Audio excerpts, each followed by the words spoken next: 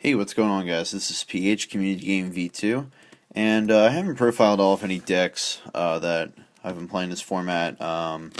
So deck profiles are going to be something you're going to be seeing a little more often between me, some friends from school, and maybe even some friends from back at home. So um, basically, what I'm going to be doing is profiling off what I call basically some decks I've been playing. Been playing this deck, which is a combination of heroes and major back row destruction through Dark Magician, Dark Magic attack combo. It's kind of a funny little troll deck, but it does its job, and really it's pretty consistent for the most part.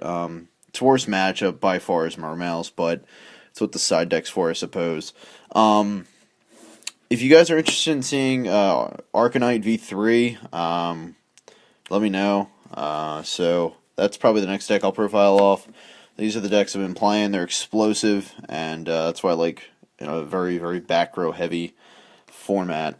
So triple alias, triple Bellman. If you didn't know, I've been playing Heroes for a long, long time. So it was really nice to incorporate the E-Hero engine in here. So this I don't think is much of a shocker. So we'll start with that.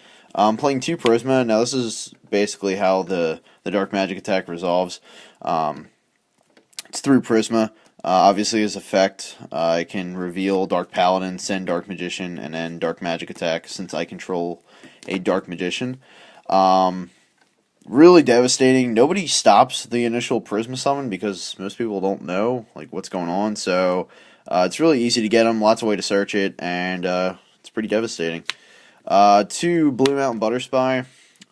Really, this just helps with the chaos and the fact of getting into cards like Blade Armor Ninja and other Exceeds. It's very important to get that damage on board early with this deck. Normal Prisma, special Blue Mountain Butterspy, effective Prisma, Dark Magic attack, blow out their back row, Exceed a Blade Armor Ninja, hit him for 4,400. That's usually a very, very common opening play. Double Summoner Monk, this is another way, when you there's a lot of spells in here, obviously it's heroes.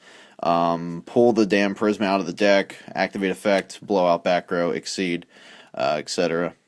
2 Effect Veiler, I'm playing Triple Decree in here, so Effect Veiler is going to take care of those pesky effects, monster effects, since I really don't have Phoenix Chain, or else I'd be main decking that.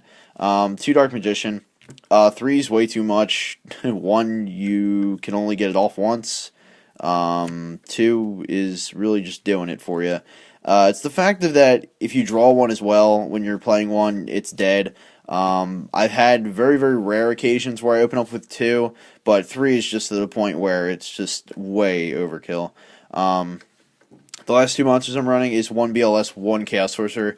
2 Chaos Sorcerer is way too much as well. It doesn't really help you when you only have 6 lights and 6 darks, and that includes the Chaos Sorcerer, and you're banishing things for Miracle Fusion. So yeah, that's pretty much that. But these are, they're the boss monsters of the deck. You want to use them. They're gonna have their place in the deck, and they're there to help you out. So that's it for the monsters. Now we're moving on to the spells. So, opening up with Triple Pot of Duality, it's all about the consistency, guys. You got to dig for those combo pieces. You have plenty to search out, plenty of cards to search. You got Triple E-Call with the Duality, and I have the Rhoda, which comes a little later on. So, should be no problem about getting monsters. It usually never is. Triple Miracle Fusion, it's heroes. Play this. This is what makes them just busted. Triple Dark Magic attack. You want to see this card. You want to open with this card in this format. If you're playing a deck that's not back row heavy, these just get sided out. It's as simple as that. But 9 out of the 10 decks that you're going to come across this format are just going to set 3 back row and summon a monster somehow, and they're going to pass their turn, and you're just going to wipe their back row out first turn. It's just how it goes down. Double Gemini Spark for the aliases just helps you out. Really gets rid of cards. If anything, they try and I don't know, Chain of Bottomless or something. You just get rid of some on their field, draw a card. It's very common. Very common. It's good. You want to see it. Same thing with Super Poly. Originally I was running this at 1, but I decided to put the deck to 41 and run the second just because of how good it is. This is also a way to get those Dark Magicians out of your hand that are pesky as shit. So It's good. You want to see it, and that's why I'm running it at 2. Mass Change, this is just another way to get back row. I run the Tech Acid in here, triple Bubble Man. Duel 2 is really when this thing comes in handy. Duel 1, they've seen the Dark Magic attack. They know they're going to... Like, my Prisma summon usually gets, like, warninged or compulsed or something. They actually, like, figure out what I'm about to do. So, after they do that, I'll just summon the Bubble Man and get their back row this way. Once again, if they're not playing back row, this is just a side out, but it's a funny little tech. Acid's busted as shit, so he's big, too. Playing the Rhoda, playing the Book of Moon, and playing the Dark Hole. I think that's pretty standard there. Book of Moon really helps out too. And then triple Royal Decree for that extra back row hate. You want to make sure your summons go through, even if you can't get the Prisma combo going. If you trying to put some damage on board with Blade Armor Ninja or I don't know, a Shining or something, you want to make sure that those traps are just completely shut off and just make sure that Book of Moon would be your only potential problem, which is a one of. Moving on to the extra deck. Got to play the Dark Paladin for the Prisma. Double Shining, it's the best. 1 Acid, and then I'm playing one of each element for the